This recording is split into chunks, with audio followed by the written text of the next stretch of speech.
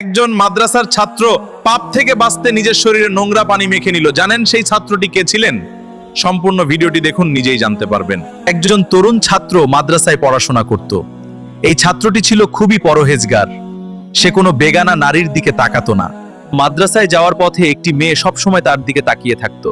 সে তার সাথে কথা বলতে চাইতো, কিন্তু সেই ছাত্রটি সবসময় তাকে এড়িয়ে চলত। একদিন মেয়েটি একটি কৌশল করলো। দাসীকে দিয়ে বলালো, একটি বাচ্চা খুব অসুস্থ, আপনি এসে একটু দোয়া পড়ে ঝাড়ফুঁক করুন। ছেলেটি ঘরে ঢুকতেই মেয়েটি তাকে একটি নির্জন কক্ষে আটকে দিল। সে অবৈধ সম্পর্ক করতে চাইলো, কিন্তু ছাত্রটি আল্লাহকে ভয় করতে বুদ্ধি করে ছাত্রটি বলল, আমাকে একটু টয়লেটে যেতে দিন। তারপর সে নিজের শরীরে নোংরা পানি মেখে নিল, যাতে শরীর থেকে দুর্গন্ধ বের হয়। টয়লেট থেকে বের হলে মেয়েটি দুর্গন্ধ সহ্য করতে না পেরে তাকে বের করে দেয়। মাদ্রাসায় ফিরে ওস্তাদ বললেন, আজ কে এত সুগন্ধ নিয়ে এসেছে? ছেলেটা সম্পূর্ণ ঘটনা ওস্তাদকে বলে দিল। সবকিছু শুনে ওস্তাদও কেঁদে ফেললেন এবং ছেলেটাকে বুকের সাথে জড়িয়ে ধরে সকল ছাত্রদেরকে বলে, তোমরা যদি কেউ একজন জান্নাতি মানুষ দেখতে চাও, তাহলে আমার এই ছাত্রটিকে দেখ। সুবহানাল্লাহ। ছেলেটি আর কেউ না, তিনি হলেন ইমাম গাজ্জালি রহমতুল্লাহি আলাইহি। প্রিয় ভাই ও বোনেরা, আমার ভিডিওগুলো যদি আপনাদের ভালো লেগে থাকে, তাহলে লাইক, ফলো, সাবস্ক্রাইব এবং শেয়ার করতে ভুলবেন না। ধন্যবাদ।